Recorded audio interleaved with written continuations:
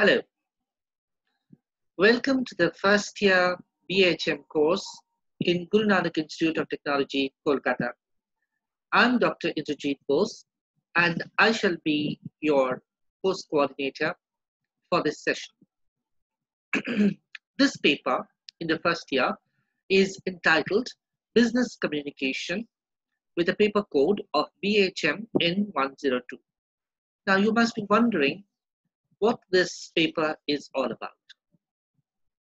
Well, in your 3 years BHM course, you will learn all about how to be a hospital management professional, how you will manage the work, the administrative work that goes into the workings of a large hospital, a nursing home, or some healthcare facility.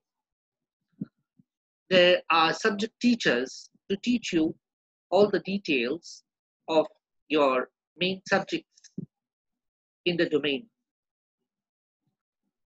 My work in this paper is to engage with the process of communication, particularly written and spoken communication in English, which you will be doing in your course of work or in the day-to-day work in your workplace in the future. The day is not far off when you will be joining the hospital industry as a management professional, and you will be required to do all kinds of work, looking after recruitment and staffing, looking after administrative functions, managing patient inquiries, interacting with doctors, other medical personnel, engaging with the public, giving briefings to the press, holding meetings, engaging in video conferences. So there are all kinds of work that you will be required to do, many different kinds of administrative and other functions. And of course, various types of professional communication needs you'll be required to address. What are the skills that you will be required to practice in the use of your profession? These are the skills, or this is the area rather, that is the focus of our subject, business communication, or the communication that you will be engaging in with people in your workplace or your sphere of work in the future. Now, this lecture is the first lecture in the series, and it is on the role and objective of communication in hospitals and the kinds of communication that hospital management professionals are required to do. So we shall look at, in the course of this lecture, what is communication for healthcare providers, what are the objectives of this communication and its nature, what are the channels and modes which may be selected to address the communication needs, what are the successes and failures which you script in the course of addressing these communication needs, and the responsibility that you assume for the job. So we shall be looking at these aspects and all the details of communication which you require to address or look at in the course of your work as a hospital management professional. Now, first and foremost, please do understand that you are performing a very important function. You are acting as an assistance provider to the public, or you are providing a kind of anchorage and support base to the public so that they can make use of the requisite medical facilities which they need for proper diagnosis, treatment, medical care, post-operative care, and so on. So There are healthcare providers in the medical sector like hospitals, nursing homes, health clinics and dispensaries, or healthcare centers, district medical centers, also diagnostic units, and even there are in many areas which are remote and inaccessible, there are mobile medical units. Like you can see here, there is a picture of a mobile van or a bus which travels around in various districts. Like this bus, I think, travels around in various districts of Punjab and Haryana as a medical unit. It functions as a medical unit with doctors and other medical staff, and it goes to remote villages which are very difficult to access, where roads and other facilities are little problematic, and it provides medical assistance to the people living over there. So all these are healthcare support providers. Of course, people in the pharmaceutical industry, the medical appliances industry, they are also healthcare providers. They also assist and help. You are acting, or you are going to act as an intermediary between these healthcare providers in the medical sector and the general public, which is asking for assistance. So you will maintain public relations not only with the broad general public, but also with medical personnel, service providers, with your medical administration, and also forge links with the media. The media plays a very active role in publicizing and talking about healthcare.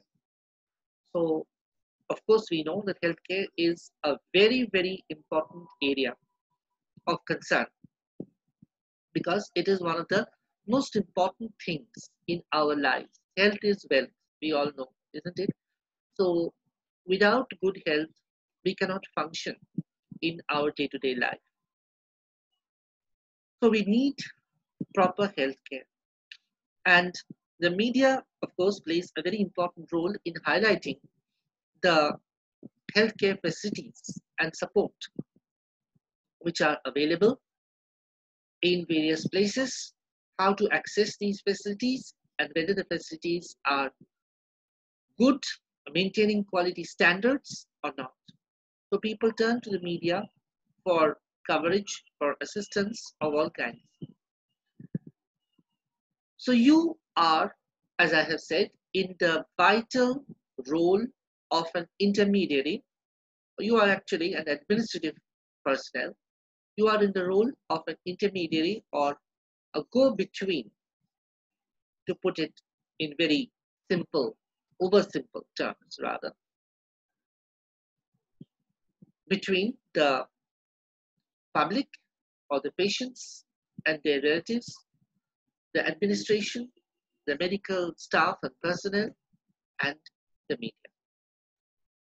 So you have to play a very important role, and your communication functions is with all these sets of people, and it is going on all the time. You have to engage in a continual dialogue with all these people.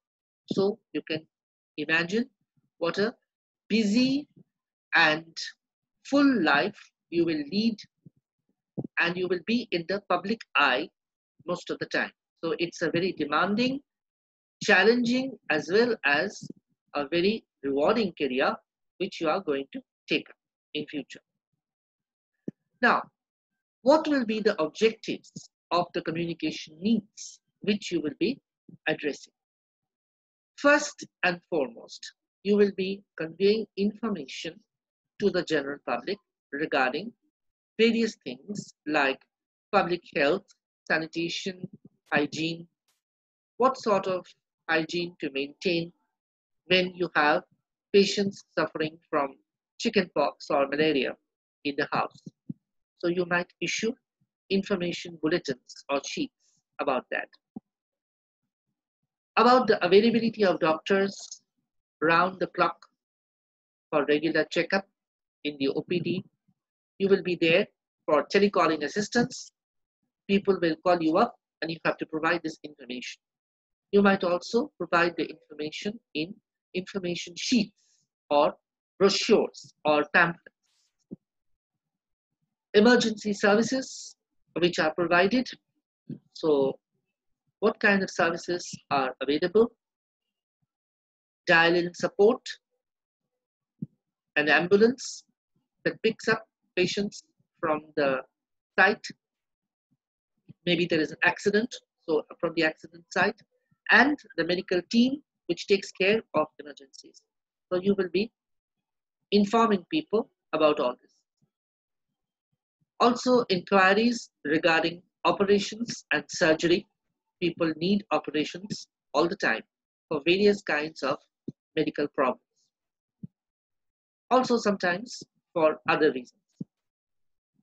So, what kind of surgery, when it is to be scheduled, how they can schedule it, you will take care of these needs. Medicines to be provided all the time, different kinds of surgical implants, contacting the service providers, how people can get in touch, dealing with insurance needs of patients, providing them information about diagnostic services. You will be performing the role of information provider regarding all these services and give people information and briefings about them. Also, you might provide general instructions about health management or for post-operative care or any other kind of support or advice that people need.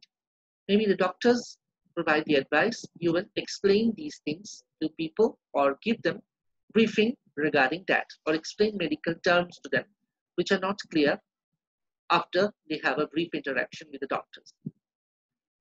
You will also be in constant touch with doctors and other medical personnel, assist them, provide them with whatever support they need, and give them information about their patients and their medical needs.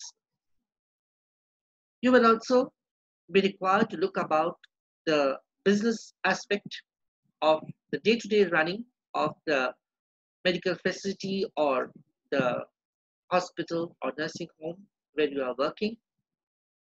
All the details relating to the infrastructure, the medical supplies and stock, you will take care of all these needs. You will in fact be in constant touch with the administration about this, and you will be doing round the clock monitoring of infrastructure as well as the functions of the staff. So again, you can see that it's a very, very demanding and challenging job. Now, what sort of information will you be providing? What sort of communication will you be doing? Certain characteristics and objectives of that. First and foremost, the information that you provide to people, whether it be doctors, other medical staff, or the general public, should be complete, accurate, and detailed. If they are asking about the cost of surgical implants, if you are unsure of it, then refer them to the service provider who can give an accurate estimate. What is the cost of surgery? Give them the exact cost. What is the bill amount? Please tell them. What sort of insurance coverage do they have? Ask for specific details.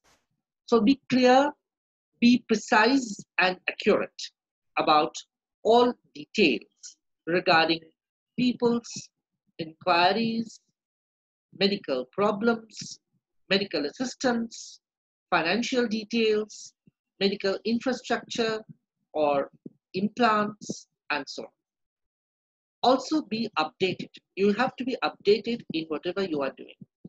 If people ask for recent equipment or recent infrastructure, up to date, modern, you have to tell them whether you have it or not.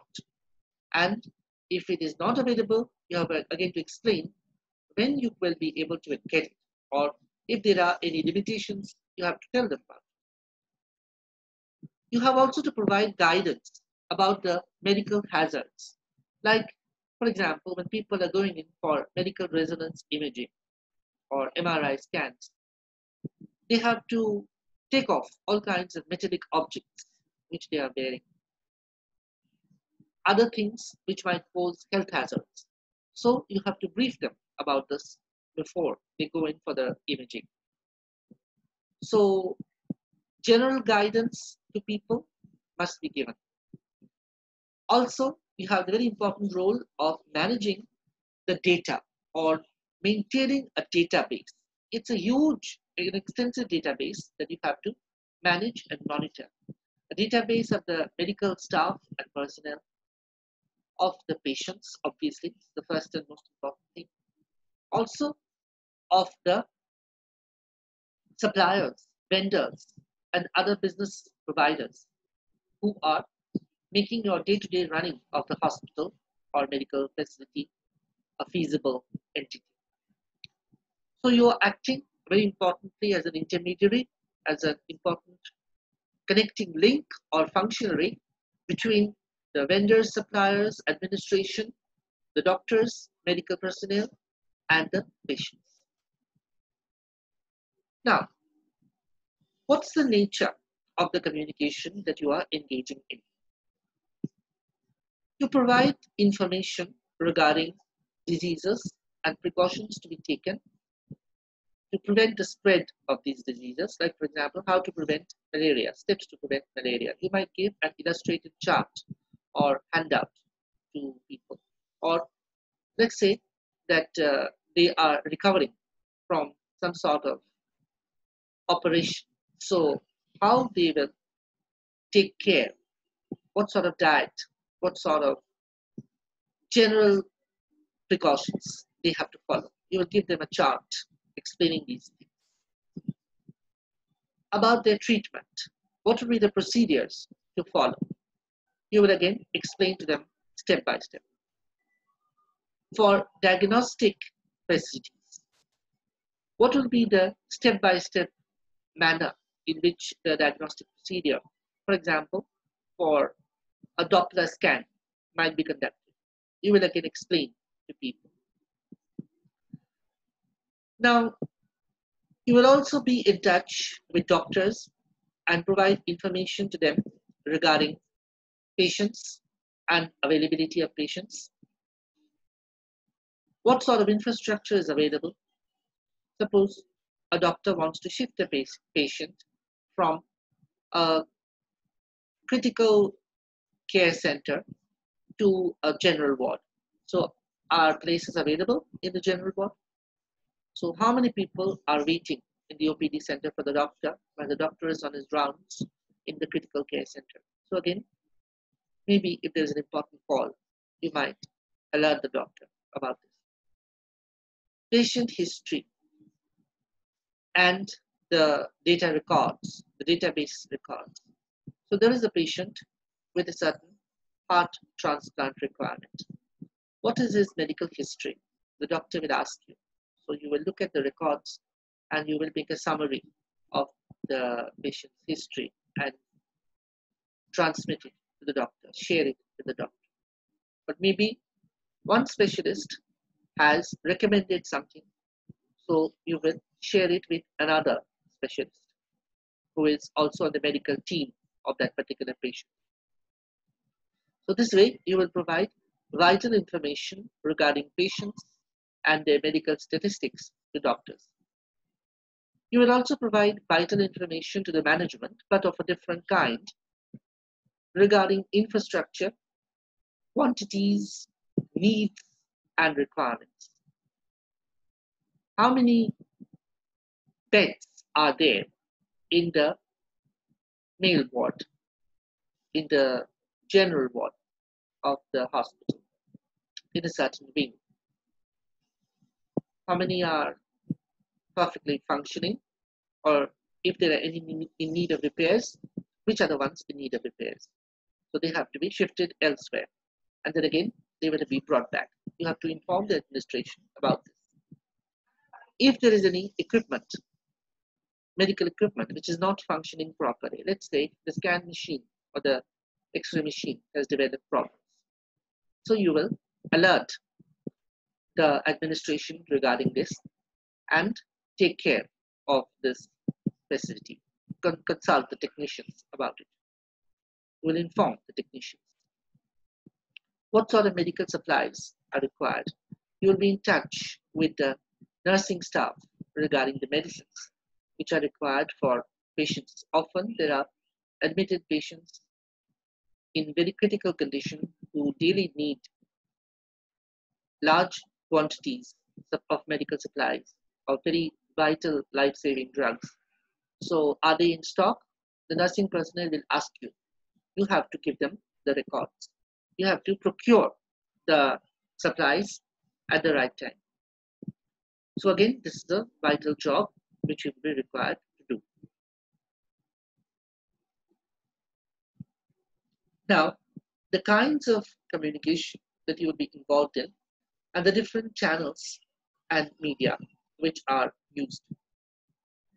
As far as written communication is concerned, you will be involved in the exchange of emails, letters with the public, with medical professionals, and with the medical service providers and healthcare industry, and also, of course, with the administration. You will preserve medical records and inform doctors and other medical professionals regarding the records that you have preserved or your database. Also, you will preserve a database of your infrastructure and the supplies for the healthcare industry. And of course, you will share this database with the administration. You will also be required to prepare reports periodically. This is written communication, obviously, with the medical professionals, with the administration. Sometimes you may also share reports, particularly, obviously, the diagnostic ones, with the public. Now, apart from written communication, you will be also engaged in oral communication or spoken communication in the form of phone calls all the time with all these sets of people, with the public, with the medical professionals, with the healthcare providers, with the administration. And also sometimes in meetings and video conferences with the administration and with doctors and other medical personnel. So these will be all the channels which you will be using most of the time. Let us now take a detailed look at these channels and the particular etiquette that you need to follow regarding the use of these channels in communication. Now, as far as written communication with patients is concerned, you will have to preserve patient information sheets, bulletins, and feedback forms. You will also have to preserve in-house records of the patients. This is medical information or personal information. Apart from that, you will also have to keep all the financial records, bills, invoices, details of medical insurance, all related to patient billing. You might also exchange emails with patients or share diagnostic and other reports with them. And you will be dealing with patient complaints because as an administrative personnel, you will be the person to whom patients will come with various complaints or problems. And you will have to sort them out to the best of your ability, or you will have to inform the administration about their problems so that they can be sorted out. Over the phone, you will also deal with patient inquiries of various kinds relating to doctor consultations, surgery, and other needs. And you will take appointment bookings for scheduling consultations with doctors or scheduling operations. You will also take complaints and feedback over the phone. You will provide feedback over the phone. With the doctors, you will engage in information sharing regarding patients, give them referral records and other things. You will also give them briefing regarding appointments all the time, really. You will also take online bookings and again prepare information sheets or bulletins regarding online bookings and share them with the doctors and other medical staff. You will also make bookings for surgeries and again share with the doctors and with the other surgical staff.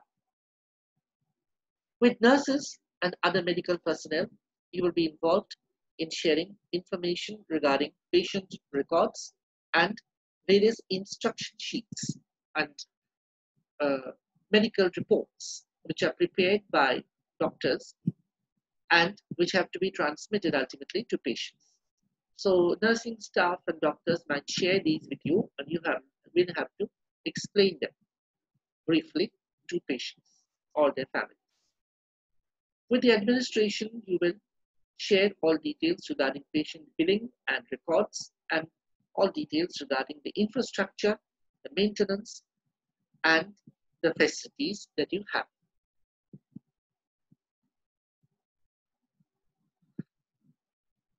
Emails are something that you will be exchanging all the time with doctors, patients, other people, service providers.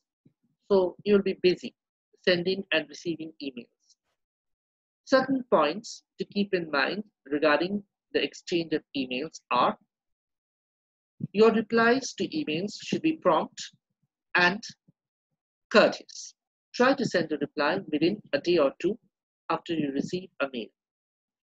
Be objective and impersonal in drafting the mail. It's a business mail or it's an official mail after all. Write a very clear and precise subject line to the mail. You see, the mail is important and the person to whom you are sending will pay special attention to it if you give a sharp and to the point subject line. Use the CC and BCC functions carefully, or carbon copy. Copies of the mail to people to whom you are sending it. BCC means blind carbon copy, or the person to whom or persons to whom you are sending the mail as BCC will not be able to see who else is on the distribution list. So it is used only for confidential communication. Use these functions carefully. You might have to send copies of the mail to various people. Mark the distribution copies to people to whom certain correspondence is required to be shared. Keep people in the loop. Give accurate and updated information always in response to patient queries and other inquiries.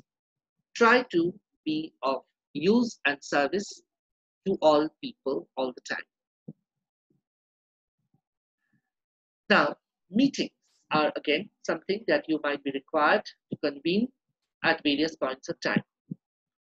So, you will have to take care of the meeting nitty-gritty details like issuing the notice for the meeting, sending it to the people who will be attending the meeting, framing the agenda or the list of items to be discussed in the meeting, preparing the logistics of the meeting, that making the booking for the venue of the meeting, arranging for notepads, pens, or other paperwork, bringing the logistics like microphones and other things for the meeting, arranging for refreshments like tea or coffee.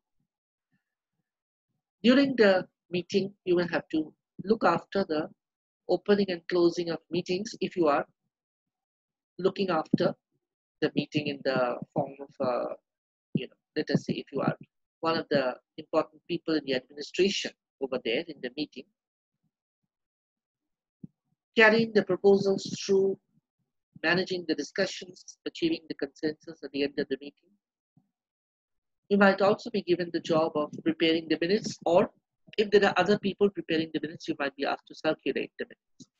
You might be in a supporting role, or you might be an important functionary in the meeting. So you have to perform the functions accordingly. There are certain do's and don'ts.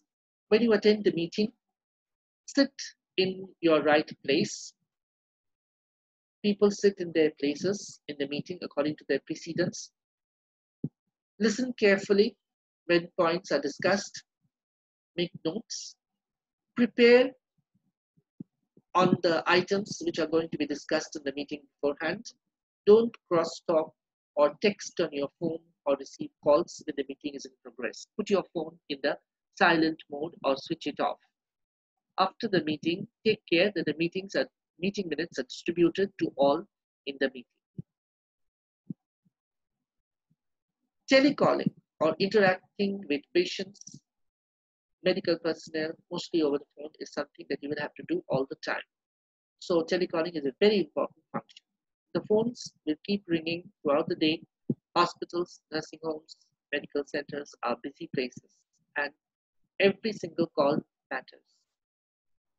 There will be different kinds of calls you will be required to address. Queries from patients. You will have to provide briefings to patients regarding procedures, medical procedures, diagnostics.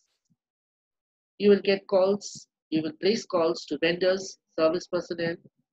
You will attend to doctors and nurses and provide troubleshooting help to patients and other people. So you'll be kept busy attending calls all the time throughout the day. You have to be alert and responsive, always ready to engage with people. Be pleasant, put a smile in your voice.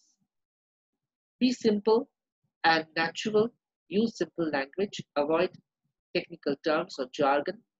Of course, you might be required to use medical jargon when you talk with doctors and other personnel. Use a normal tone of voice. Talk at a normal speed, but vary your tone according to your requirement. Smile, speak clearly and concisely, be enthusiastic, lower the pitch of your voice, be positive, listen to people carefully when you engage with them over the phone in conversation. Listening is a very important skill. Don't frown, mutter, or sound tired, or speak in a shrill voice, or speak negatively or despondently when you are on the phone, or ramble or speak incoherently. Be clear, enthusiastic, and precise.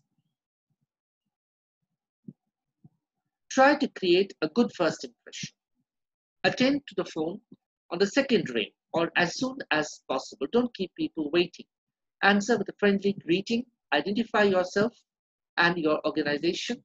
Hello, this is Mukesh from Ambani Medical Center. Smile, it shows even through the phone. Ask people their names and keep the phone at two finger spaces from your mouth. Keep it a little away from you. If you need to put people on hold, if you transfer the call, always ask for permission. Like, would you mind holding while I transfer the call? Or would you mind holding while I get your file? And thank people for their patience after you transfer. Thank you for holding the call. Always transfer the desired extension. Tell the people to whom you are transferring. Now, I shall be transferring you to Mr. Kumar in the accounts department. Announce the caller to the person to whom you are transferring. Limit the number of transfers. There should not be too many transfers in one call. And be clear to whom you are transferring. Don't make people wait too long. Sometimes there is music or information which is played when you put people on hold. So you tell them, so I'm going to transfer your call to Mr. Kumar. Please hold on while I put the call through. And you will play the information or the music, and within a minute it is transferred to Kumar. Now you will say that here Mr. Kumar is on the line. Please speak to him. Thank you for holding. I say, Mr. Kumar, here is a patient who wishes to speak. And, yeah. People often leave messages, so your name, organization, time and date of the call, what was call was about, whether return call is needed. This is very important because doctors are busy people. Often patients might be leaving messages for them, or doctors might leave messages for patients or other people, and you will have to record them. Speak slowly, clearly, and record all the information regarding the details of messages. The other thing that you might be required to do is video conferencing.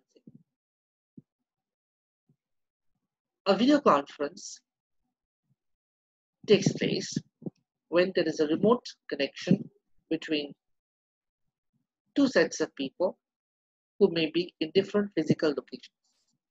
So let us say that you have a video conference with medical personnel in your sister concern, another medical center in Mumbai. So you are in New Delhi. So there is a video conference with your sister concern in Mumbai. So how will you arrange that? And what will you do over there? This is very useful because, as you can see, it enables us to forge connections between people who are in different physical locations, reduces travel costs, speeds up the decision-making process, and makes training or selection of people more efficient. And it enables also virtual project management, and it is a useful way of conducting interviews. So there are various uses of these video conferences, and also you need them for meetings often. Before you are actually holding a video conference, prepare the key points just like you would before an important meeting. Anticipate different kinds of questions you might face over there, or you might have to ask. Prepare a briefing in advance. And when you respond to questions or queries, respond quickly and clearly. Also, keep your responses short and be focused on your immediate requirements. When you begin the video conference, so you might have panelists or you might have people attending a meeting. So please introduce them briefly. Project a very positive image and start the discussion by raising issues. Now, you may be in a role where you will be anchoring the video conference, or you may be in the supporting role of the video conference, or you may be arranging the logistics for the video conference, whatever it is. When the discussion is going on, avoid interrupting people in the panel. Listen, then make responses. Try to avoid disagreements between panelists and keep the discussion flowing all the time. When the video conference is about to end, then sum up the key points, refer to the outcomes of the meeting or discussion, and thank all the panelists at the other end. So, as I said, that you may be given the responsibility of anchoring the video conference, so then you will have to perform all these functions. Or, as a hospital management personnel, you might be given the task of arranging the logistics for this video conference. So then you will look after all the arrangements for the conference. So these are some of the ways in which communication can take place in hospitals, and as a hospital management personnel, you will be required to communicate in all these ways. Through written communication, through letters, emails, sending memos to people, in telecalls, and in teleconferences and video conferences. So in this lecture, I have spoken about the communication needs in a large hospital and the communication requirements of hospital management personnel. This brings us to the end of this lecture. Thank you.